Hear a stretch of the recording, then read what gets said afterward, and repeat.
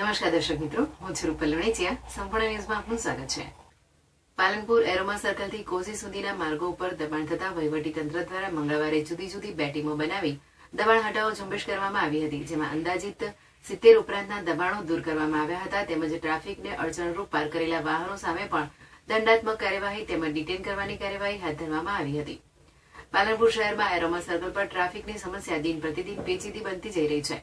તંત્ર દ્વારા અવનવા પ્રયાસો કરી ટ્રાફિક હળવું કરવાના પ્રયાસો કરવામાં આવી રહ્યા છે, પણ ટ્રાફિક હળવું થવાના બદલે વધુ ટ્રાફિક થતું જોવા મળી રહ્યું છે, જેના પગલે વહીવટી તંત્ર દ્વારા જુદી જુદી શાખાઓને જેવા કે આરએનબી, પોલીસ, નગરપાલિકા, પ્રાંત કચેરી સહિતના અધિકારીઓની જુદી જુદી બે ટીમો બનાવી પાલનપુર કોઝીથી હાઈવે સુધીના લારી ગલ્લા સહિતના દબાણોને દૂર કરવાની કાર્યવાહી હાથ ધરવામાં આવી હતી.